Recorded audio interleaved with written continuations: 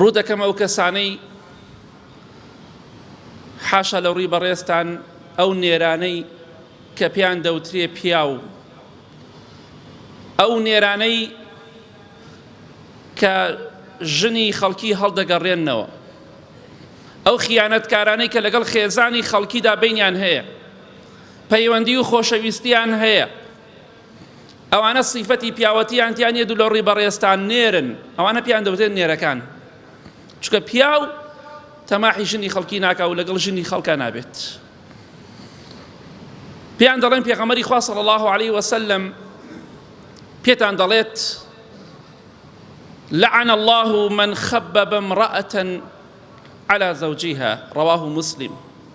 لعنەتی خوا لەو پیاوە بێت، لەو نێرە بێت کە ژن لە پیاوەکەی هەڵدەگەڕێنێتەوە، چونکە کاتێکە تۆ لەگەڵ ئافرەتێکە پەیوەندی خۆشەویستی دروست ئەەکەی، کەمیا زۆر ئەو ئافرەتە دڵی لەسەر پیاوەکەی خۆی نامێنێت، چونکە ئەگەر ئەو ئافرەتە دڵی لەسەر پیاوەکەی خۆی وایە و شەرەف و کەرامەت و ڕێزی هەوایە لەگەڵ تۆ قسەی ناکرد، بەڵام تۆی پیاو تۆی نێر بەر لعنەتی خوا دەکەی، مەلعونی خائینی ئاژاوەچی و فاسدی. پێغەمبەری خوا صلی الله علیه وسلم فەرمی لعنەتی خوا لەو کەسانە بێت. پێت خۆشە خوا لعنەت لێ بکە؟ پێت خۆشە خوای گەورە پێت بفەرمێ لە ڕەحمی من بەدوور بە؟ من خبب امرأة على زوجها، يعني من أفسد امرأة على زوجها، لعنەتی خوا لەو کەسە بێت. بۆیە ئاگاداری خۆیان بنەوە کەسانە تەماشاکەی قسەی لەگەڵ ئاکات، لەگەڵ ئافرەتێکا کە مێردی هەیە، پێی دەڵێ لی جابەرەوە، شوو بە من بکە، ئاوها و ئاوات بۆ ئەکەم، وەکو ژن و مێردێ بە یەکەوە قسە ئەکەن، نە ئافرەتەکە ڕەوشت و ئەخلاقی تیا نە پیاوەکە، چونکە گەر ئافرەتێک بە ڕەوشت و بە ئەخلاق بێت چۆن گوێ لە پیاوێکی بێگانە دەگرێ باسی سەرجێی و نازام کۆمەڵشتی بۆ بکات. ئەو کەسانە خوا لعنەتی لێیان کردووە. تەماشا دەکەی بەو شێوەیە ئافرەت هەڵە خەڵەتێنن لەگەڵ ئافرەتی خەڵکان، دێتە ماڵەکەی نانەکەی خوا تەماحی ژنەکەیەکە، تەماحی کچەکەیەکە، تەماحی کچەکەیەکە، تەماحی خوشکەکەیەکە بەداخەوە. ئەو نێرانە خوای گەورە لعنەتیان لێکە ڕۆژانە لە ژێر نەعلەت و نەفرەتی خوادان. بۆیە من دەڵێم برای بەڕێزم، خێزانت بۆ هەموو ماڵێک مەبە، ئەمە دڵپیسی نییە. زۆرێک لەوانەیە کە تێکەڵاوی خەڵکی بوون باجەکەیاندا، من ناڵم تێکەڵی خەڵک مەبە، بەڵام بزانێت تۆ بۆ کەیفی خۆتە وەکو پیاوێ دەڕۆی بۆ کێو، بەڵام خێزانت بۆ ماڵێک مەبە کە شایستەی نەبێ، چونکە جاری وا هەیە ئەو ئافرەتە دەڕوات لەوێ مێشکی تێکەدەن، ئافرەتی مێشکی تێکەدا، یا ئەڕواتە ماڵێکەوە عاشقی پیاوێکە بێ پەنا بخوا.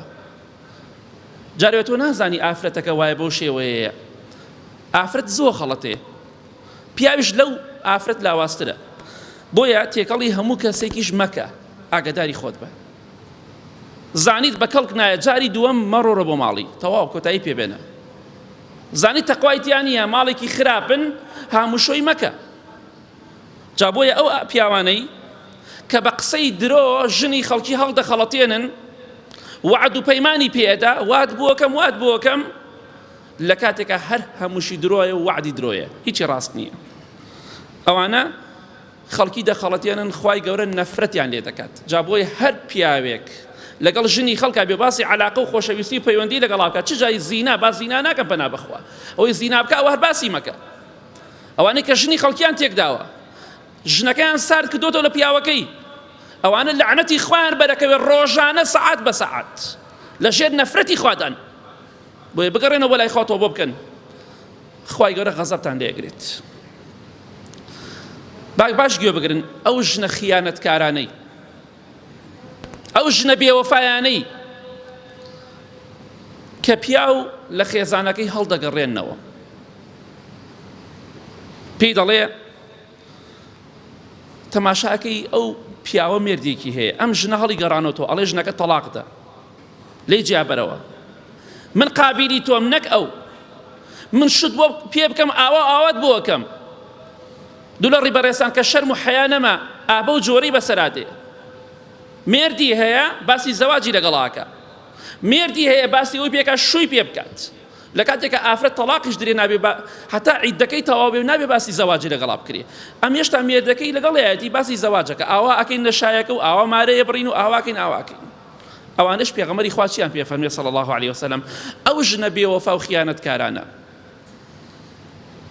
بۆیە پێغەمبەری خوا فەرمی صلی الله علیه وسلم ولعن الله من خبب زوجا على زوجته رواه مسلم. لعنەتی خوا نەفرەتی خوا لەو ژنەیش بێ کە پیاو لە خێزانەکەی هەڵدەگەڕێنێتەوە.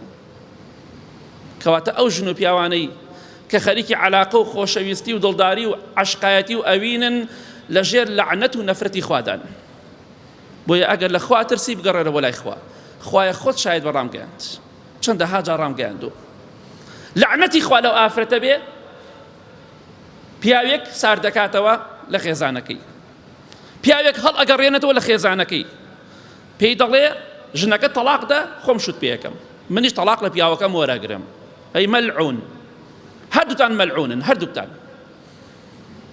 تۆ ئەو پیاوەت هەڵگەڕانەوە لە خێزانەکەی، ئەو پیاوە مەلعونەش تۆی هەڵگەڕانەوە لە پیاوەکەی تۆ ئەو ئافرەتە. کەواتە ئەو ژن و پیاوە هەردووکیان بەر نەفرەتی خوا دەکەون، لەژێر لەعنەتی خوادان. ئەی ئەو کەسانێک کە خەریکی خۆشەویستی و پەیوەندین لە خوا بترسن. وەڵا ئەگەر ژنەکەم پەیوەندی لەگە خەڵکا بکە ئەیکوژم، ماشەڵڵا پیاوە بە شەریف و مبارەکی، ماشەڵڵا چەندێ بە حەیا، ئەی خۆ بەرگە خەڵکەی. ئەی بۆچی قبوڵی ناکەی خەڵ لەگەڵ ژنەکەت و کچەکەت تا بێ و بەڵام خۆش لەگەڵ کچ و ژنی خەڵکەی؟ ئەمە ئینسانێتی تۆیە، ئەمە مرۆڤایەتی تۆیە. تۆ پیاوەتی و مرۆڤایەتی لە دەست داوە، تۆش ژنایەتی و وەفات لە دەست داوە. لعنەتی خوا لەو کەسانە بێت. پێغەمبەری خوا فەرمی صلی الله علیه وسلم کە زۆر بەڕەحمە بەرامبەر بە ئیمانداران. خوای گەورە دەفەرمێ زۆر بەڕەحمە، بەڵام دەفەرمێ لعنەتی خوا لەو ژن و پیاوانە بێت. کێ پێی خۆشە لعنەتی خوای بەرکەوێ؟ کەس پێی خۆش نییە. یا ڕەبی خوایە ئەو ژن و پیاوانەی کە ئەمە سیفەتیانە دواییش بە یەک ئەگەن، خوایە گیان داوات لێ یەکەم یا ڕەبی خوایە هەتا مردن لە کێشە و ئاژاوا بن، قەت بەختەوەر نەبن، چونکە ماڵی خەڵکیان تێکدا. ئەو پیاوە بەناو پیاوە ئەو نێرە بیرێک لەوە ناکاتەوە، من مناڵی ئەم ژنە سەرگەردانەکەم، ئەم ژنە مناڵەکانی ئاوارە و پەرتەوازە دەبێت، مناڵ لە دایکی دوور دەخاتەوە، بێنازی دەکات. ئەی نازانی بۆنی دایک چەندێک خۆشە، ئەو مناڵە پێویستی بەو دایکەیە. دایک زۆر گرنگترە لە باوک. مناڵ ئەوەندە گرنگی بە دایکی ئەدا و لەگەڵ دایکی ئەوەندە لەگەڵ باوکیان نییە. تۆ دایکی لێ بچڕێنی لێ جیاکەیتەوە بەس تەنها لەبەر شەهوەتی خۆت. ئەی مەلعون، تۆ مەلعونی، لعنەتی خوات بەرکەوتووە. ئەو ژنانەشی کە پیاوی خەڵکیان لەگەڕێنەوە هەمان کەسن، هەر خوا لعنەتی لێیان کردووە. ئیتر ناڵی پیاوەکەم خراپە، پیاوەکەت خراپە، بۆ لێ جیان نابیتەوە. چ پێویستەکە چارە تۆ خەریکی دڵداری خۆشەویستی بجارێت تەلاق نەدراوی؟ وەڵام من خەریکی ئەم نێرانە دەڵێن دوو لە ڕێی بەڕێستان، وەڵام من دەمەوێت کێشەکەی بۆ حەلکەم. ئەو هەڵی گەڕانە دەڕە شوم پێ بکە، کێشە حەلکردن ناوا بێ. یعنی تۆ بڕۆتە کێشەیەکە وەڵێ وەرە شوم پێ بکە، ئەمە کێشە حەلکردنە؟ یا ئەمە فەسادیە؟ والله لا يحب المفسدين. خوای گەورە دەفەرمێ من ئینسانی مفسید و ئاژاوچیم خۆش ناوێ. تۆ خوا ڕقی لێتە، ئیتر بۆچی بە وەکو ئینسانێکی ئیسلاح و چاکسازی خۆت دەرخستووە؟ با لە خوا بترسین، تەقوای خوا بکەین. ئەمانەمووی دەردی کۆمەڵایەتی و کۆمەڵگایە لەناو ئێمەدا بڵاوە، زۆریش بڵاوە. ئەوانەی کە خراپن گوێیان لە من دەبێ دەزانن چەندێک خراپە ڕووی داوە. ئەوانەی کە گوێیان لێ وعدیان بە ژن داوە، یا ئەو ژنانی کە وعدیان بە پیاو داوە با بگەڕێنەوە بۆ لای خوا و کۆتایی پێبێنن، چونکە لەژێر لعنەت و نەفرەتی خوادان. بەڵێ خەس و گیان دایکی بەڕێز بۆچی ڕۆژانە بە کوڕەکەت ئەڵەی ئەگەر پیاوی ژنەکە تەلاقدا؟ باسی ژنێ ناکەم کە بە کەڵکی هیچ نایە، باسی ژنێ دەکەم بێعیبە، ڕێک و پێکە، ڕێزی خەسوو ئەگرێ، ڕێزی خزم و کەسوکار ئەگرێ، ڕێزی میوان ئەگرێ، عیبیتیان نیە، بەڵام خەسووی حەزی پێی نییە، لەبەرەوە خزمەکەی کوڕەکەی خزمەکەی خۆی نەهێناوە زۆر جار، یا لەبەر هەر هۆکارێکی تر. بەو خەسوە دەڵێم پێغەمبەری خوا فەرمی صلی الله علیه وسلم لعنەتی خوا لەو کەسە بێ کە پیاوێک لە ژنەکەی هەڵەگەڕێنێتەوە تۆش کاتێک کە کوڕەکەی خۆت هەڵ ئەگەڕێنیتەوە لە خێزانەکەی بە لەعنەتی خواکەوی بۆیە هەندێک خەسوو هەیە ڕۆژانە نەفرەتی خۆیان بەردەکەوێ ئیش و کاریانەوەیە حاشات لێکەم ئەگەر ژنەکە تەلاق نەدەی ژنەکەیشی ئەگەر خراپەوە شتێکی ترە بەڵام بۆ زڵمی لێ بکات ئەگەر خراپ نییە باوەڕم پێکەن ئافرەتێک دەیناسم شووی کرد ڕۆژی حەوتەمی بڵێن ئافرەت بۆ منە جومعە شووەکات جومعە ڕاتە ماڵ باوکی ئەو پێشەوەی هەفتەکە بەسەریا بێ پێشەوەی بڕاتە ماڵ باوکی بۆ جاری یەکەم خەسووی هات بۆ ماڵیان بەڵێ دەیناسم هات بۆ ماڵیان شەڕێک و ئاژاوەیەکی گەورەی لە ماڵەکە دروست کرد کوڕەکە دەی دایگیان پێم بڵێ کێشە چییە والله ئافرەتێکی جوان ڕێک و پێک لە هەموو لایەکە ڕێک و پێک کێشەکەی چی بێ باشە دایکی هاوارێکە دەی پڕمە ماڵەکەی قیژان کوا مناڵتان بۆ نییە مناڵتان بۆ نەبووە هەفتەیەک مناڵ چۆنە بێ بۆ خاتری خوا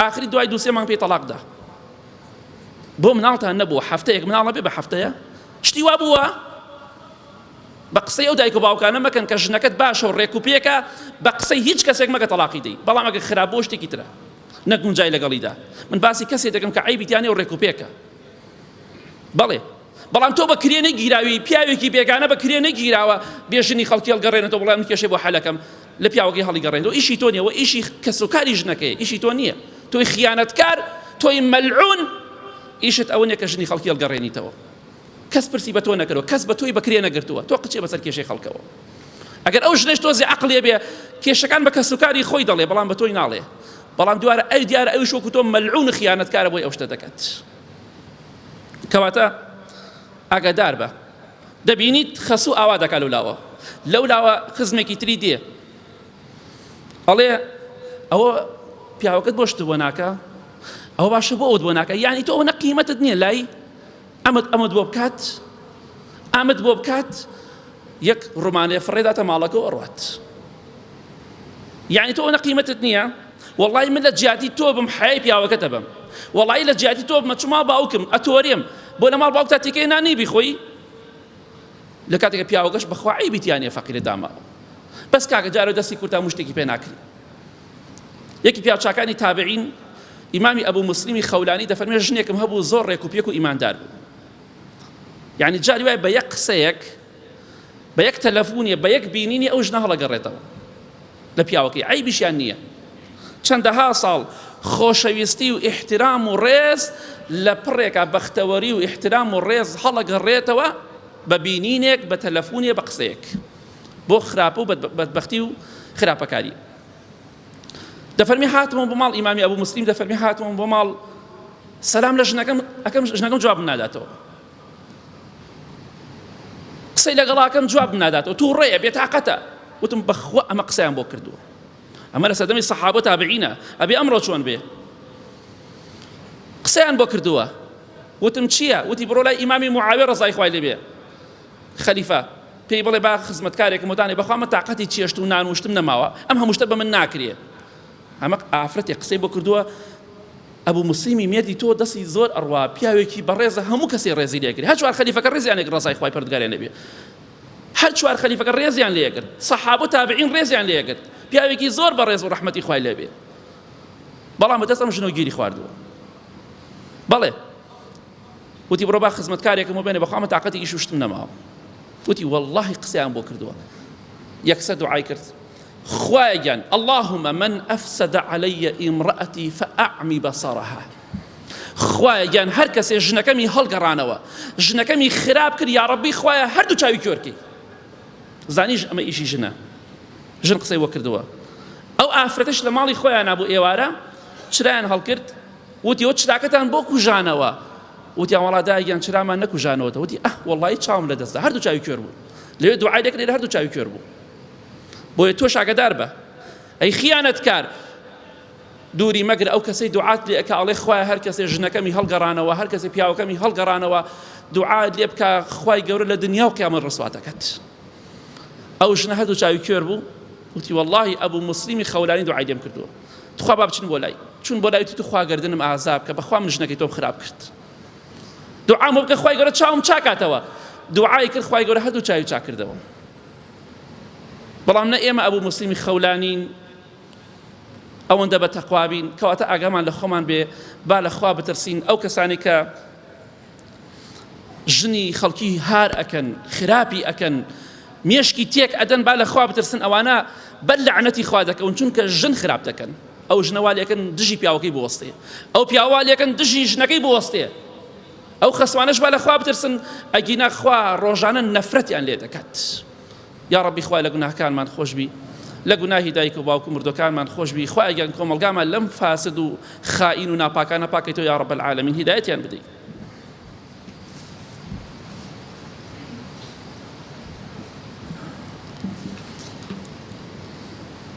الحمد لله والصلاة والسلام على رسول الله وعلى آله وصحبه ومن والاه. ئەو کەسانی کە نێوان ژن و پیا و تێکەدەن کێشە بۆ ژن و پیا و دروست دەکەن لە خۆڕایی هیچ پەیوەندییەکیان بەوانەوە نییە نە پرسی پێکراوە دێت تەداخلی ئیشی خەڵکەکە نە پێی وتراوە نە مشاورە و ڕاوێژی پێکراوە. بەو کەسانە دەڵێم بەپێی قورئانی پیرۆز و بەپێی حەدیسی پێغەمبەری خوا صلی الله عليه وسلم ئەو کەسانە تەبیعەتی شەیطانیان هەیە. ئەوە شەیطانی ئینسی پێڵێن شياطين الإنس والجن. خوای گەورە دەفەرمێ الذي يوسوس في صدور الناس من الجنة والناس ئەو کەسانەی کە وەسوەسە و کێشە و مشکیلە و دڵە ڕاوچێ دروست ئەکەن بۆ خەڵکی من الجنة والناس لە جنۆکەکان و لە ئادەمی زادەکان. پەنا بگرە بە خوای گەورە لەو ئینسانانە. خوای گەورە چی باس کرد؟ کەواتە هەندێک ئینسانەیە تەبیعەتی شەیطانی هەیە ئیش و کاری ئەوەیە دڵی خەڵکی پڕکە لە گومان و کێشە و مشکیلە و دڵە ڕاوچێ. ئەمە شەیطانی مرۆڤایەتیە. ئەمانە تەبیعەتی شەیطانیان هەیە چونکە ئاژاوەگێڕی فەسادی لە نێوان خەڵکیدا صفەتی کێیە؟ صفەتی شەیطانە صفەتی جوولەکەکانە وەیەسعەونە فی الأرض فەسادە. خوای گەورە دەفەرمێ ئەوان لەسەر زەویا فەسادی بڵاوەکەنەوە. توش صفەتی شەیطان و جوولەکەت تایە و صفەتی منافقەکانت تایە ئەلا ئینەهم هم المفسدون. ئەوانە فاسدن. صفەتی ئینسانی متەقی ئاژاوەگێڕی و ئەو کێشە و مشکیلە نێ دروستی کات. هەر کەسێ ئاژاو و کێشە دروستکە صفەتی شەیطانی تایە یوەسویس فی صدور الناس. دڵی من پڕ ئەکا لە کێشە گومان بەرامبەر بە خێزانم بەرامبەر بە من. ئیش و کاری ئەوەیە ژنەکان کێشەیان بۆ دروست بێت لەگەڵ پیاوەکان لەگەڵ ژنەکانە. ئەزانی پێغەمبەری خوا صلی الله عليه وسلم دەربارەی ئەو خائینانە چی دەفەرمێ؟ ئەو فاسدانە دەفەرمێ لە حەدیسی صەحیحدا شەیطان ئیبلیس تەختی خۆی عەرشی خۆی لەسەر ئاو دانێ کە ئێستا دەڵێن لە موسەلەسی بەرمۆدەیە وا گومانەکرێ کە ئەوێ بێت چکە لەسەر ئاوە تەختەکەی. دەفەرمێ ئەمجا سریەکانی خۆی جەماعەتی خۆی بڵاوەکاتەوە ڕۆژانە و شەوانە ئیبلیس ئیش و کاری ئەوەیە خەڵکی دەنێرە بۆ ئەم شوێنەوە ئەو شوێنە ئەو شوێن بۆچی؟ پێغەمبەری خوا فەرمووی صلی الله عليه وسلم نزیکترین کەس لە ئیبلیسەوە کێیە؟ خۆشەویستترین کەس لە ئیبلیسەوە ئەوەیە کە زیاتر فیتنە و ئاژاو دروستکە هەتا زیاتر خەڵکی تووشی گوناحکە زیاتر خراپەکاری بڵاو کاتەوە ئەو کەسە لە ئیبلیس زۆر نزیکە و ڕوتبەی بەرزترە. پێغەمبەری خوا فەرمووی صلی الله عليه وسلم یەکێک دێ بۆ لای ئەڵێ وازم لە فڵان کەس نەهێنا بە ئیبلیس ئەڵێ وازم لێی نەهێنا هەتا پیاوێکم پێکوشت نەفەرێکم پێکوشت ئەڵێ تۆ هیچ نەکرد. سبحان الله نەفەری کوشتووە قەتڵی کردووە ئەڵێ تۆ هیچ نەکرد. یەکێتر دێ دەڵێت وازم لێ نەهێنا هەتا زینام پێکرد ئەڵێ تۆش هیچ نەکردووە لەوانێت تۆبە بکەن ئەوەی قاتیلەکە تۆبە ئەکا ئەمەکەش بە هەمان شێوە لەوانێت تۆبە بکات. یەکێتر دەڵێ دێ بۆ لای ئەڵێ وازم لێ نەهێنا هەتا لە ژنەکەی جیام کردەوە ژن و پیاوم لە یەک جیا کردەوە ئەوەنە کێشە و مشکلم خستە ناو دڵیانەوە ئەمەنە دڵە ڕاوکێم خستە ناو دڵیانەوە خراپەم خستە ناو دڵیانەوە ژن و پیاوەکەم لە یەک جیا کردەوە. پێغەمبەری خوا فەرمووی صلی الله عليه وسلم ئیبلیس لە خۆی نزیکی دەکاتەوە باوشی پیا ئەکا ئەڵێ ئەنتە ئەڵێ بەس تۆ ئیشت کرد تۆش هەمان شتی ئیبلیس خۆشەویستی تۆیە تۆش خۆشەویستی ئیبلیسی ئەو کەسەی کە ژن و پیاوێکی لە یەک جیا کردەوە کە عیبیان تیان نەبوو ڕێک و پێک بوون ئەوە زۆر لە شەیتان نزیکە و شەیتان باوەشی پێکات تۆش ومێدم وایە ئەگەر تۆبە نەکەی ئینشاڵڵا لە ڕۆژی قیامەتە لەگەڵ ئیبلیسە حەشر کردی کە ژن و پیاو لە خۆڕایی بەبێ عزر بەبێ کێشە لەیکیان جاکەیتەوە بەس تەنها بۆی خیانەت و دڵداری و خۆشەویستیەوە کەواتە ئاگاداری خۆمان بین ئیبلیس ئیشوکاری ئەوەیە و ئیشوکاری موسڵمان و ئیماندار نییە کەسێک کێشەی هەبوو بڕۆ ناو کێشەکەی و یەکسەر مەڵێ تەلاقیدا یەکسەر مەڵێ تەلاقی لێوەرگرە ئەوە گرنگە پێغەمبەری خوا فەرمێ صلی الله علیه وسلم لەبین دوو کەسا حکمتان کرد گوێ لە هەردوو لا بگرن جارێک گوێ لە ژنەکەش و پیاوەکەش بگرە بزانە کێشەکە چییە جارێ ژنەکە شتێک ئەڵێ ڕووی لەوێ ئەوەی ڕووی لەوێ هیچی پەیوەندی بەیەکەوە نییە حکم لەبین دوو کەسا مەکە هەتا گوێ لە هەردوو لا نەگری ئەگەر گوێ لە لایە بگری تووشی زڵم و بوختیان نەبیت بەڵێ بەداخەوە هەندێک ژن هەیە دوو لە ڕێبەڕێستان هەندێک پیاوی و نێریش هەیە بێشەرمانە هەندێک شتی تایبەتی خۆیان باسەکەن ژنەکە دەڵێ لەگەڵ پیاوەکەمە ئاوام کرد ئاواکە دەکەم ئاوا دەکەم ئەو شەڵێ لەگەڵ خێزانمە ئاوا دەکەم ئاوا دەکەم یا گەشت بە یەک گەیشتین ئاوا ئەکەین و ئاوا ئەکەین حەیا دوو لە ڕێبەڕێستان تکێکە کە تکاوە خوارە تەواو قەترەیەکە ئەگەر ئەم ژنە ئەم پیاوە ئەگەر شەرم و حەیایان هەبێ ئەم شتانە بۆ یتری باس ناکەن ئەمە کارەساتە لایفکەرەوە دەی جلوبەرێک لا بەبا بتبینم ئەوش لایفەکاتەوە بۆی دەی ڕسمی خۆتم بۆ بنێرە فڵان ڕسم فڵان وێنە کۆمەڵگایەک ئەوە بێ چاوەڕی باران کە چاوەڕێ بێ ئیمامی عومەری کوڕی عەبدولعەزیز و عومەری کوڕی خەتاب حکمی کە بەخوا چاوی پێی ناکەوێت بەخوا خوا بارانیش بارێن لەبەر ئەو ئاژەڵانەی نەک لەبەر مرۆڤە ناپاک و خائینەکان هەزارها لایف دەکرێتەوە و ڕسم بۆ یەکتی دوای دەسەکە گریان ڕسم بۆ ناردێسە لێم هەڵگەڕاوەتەوە خوشکی بەڕێز من پێت ئەڵێم سیقە بە پیاو مەکە بەخوای گەورە پاو لاردانە ژیان لێ تاڵەکات سیقە بە پیاو مەکە وریا بە دوایی ئەو خۆشەویستێکە هەڵگەڕایەوە بە قسەیت نەکرد سوێن بەخوا ئەبێتە دڕندەیەک لە شێر و پڵنگ درندەتر بۆ گیانیتەوە بۆیە نەخەڵەتی بە عاتفی و قسەی خۆش ڕسمی خۆت و شتی خۆتی بۆ بنێری دوایی هەڕەشت لێکە یا داوای کاری خراپ لێکە داوای پارەت لێکە ئاگاداری خۆت بە بۆیە سیقە بە پیاو مەکە ناڵم پیاوی باش نییە پیاوی باش هەیە بەڵام ئەوانەی ئەو ئیشە دەکەن بەس باش نین بەس چاک نین ئەوەی کە داوای خۆشەویستی لێکرد داوای ڕسمی لێکردی وتی ڕسم بۆ بنێرە ئەوە پیاوێکی خراپ و فاشلە قەت پێی نەخەڵەتی ڕسم بۆ بنێری دوای باجەکەی ئەدەی بە قورسی زۆر بە قورسی باجێتی من خەڵکە زانم لە کێشە مشکلەی هەیە بووە 50 وەرقە زیاتر پارەی داوە بە کەسێک بووی فڵان ئافرەت ڕسمەکەی بڵاو نەکات و یا فڵان پیاو دوای بڵاویشی کردوتەوە ئەمە کارەسات بۆیە خوای گەورە ئینسانی فاسدی خۆش ناوێت پێغەمبەری خوا فەرمووی صلی الله علیه وسلم من خبب امرأة على زوجها فليس منا هەر کەسێک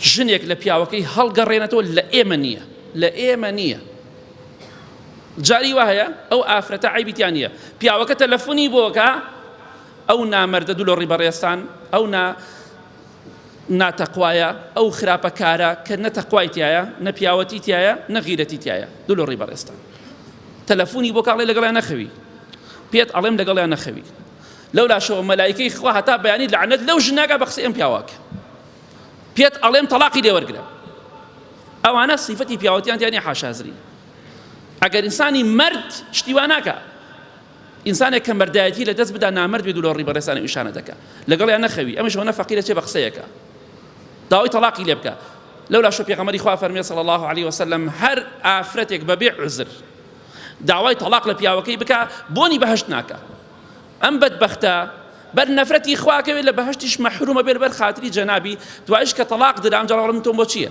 تۆ وەفات بۆ پیاوەکەت وەفا بۆ منیش نابی تاو لە هەردوو لا بوو چەندها کەس دەزانم کێشە مشکلەی هەبووە وعدی بە کەسێک دا و شووی پێ بکات دوای ئەو کەسەش نەیهێناوە هەم لە پیاوە مناڵەکەی بوو هەم نەمیش بوو بەداخەوە جا ئینشاڵڵا لە کۆتاییدا دەڵێم با بە خۆمان دابچینەوە ڕەوشت و ئەخلاقمان بەرزکەینەوە بە ڕەوشت و ئەخلاقی بەرز پشتیوان بخوا لە بەهەشتا پلۆپایەمان بەرز دەبێتەوە چونکە ئەوەی ڕەوشت و ئەخلاقی تیا نەبێت و لە ڕێبەڕێستان جێگای جەهەنەم و دۆزەخە لەگەڵ ئەو کەسانەدا بێت کە ڕەوشت و ئەخلاقیان تیا نییە ئەگە تۆ دەتەوێت خاوەن ڕۆشت و ئەخلاق بی لەگەڵ پێغەمبەرانە حەشرکەی سەلامی خوایان لەسەر بێ ئەبێ خاوەن ڕۆشت و ئەخلاقێکی بەرز بی بۆی ئینشاءڵڵا ئاگاداری خۆمان بین ئەو ژن و پیاوانەی نێوان خەڵکی تێکەدەن ئەوانە کەسێکن خوای گەورە نەفرەتی لێیان کردووە کە ژنی خەڵکی سار دەکەنەوە یا پیاوی خەڵکی سار دەکەنەوە یا ژن ئەدەن بە تەلاقدان لە خۆڕایی خوای گەورە نەفرەت و لعنەتیان لێ ئەکات.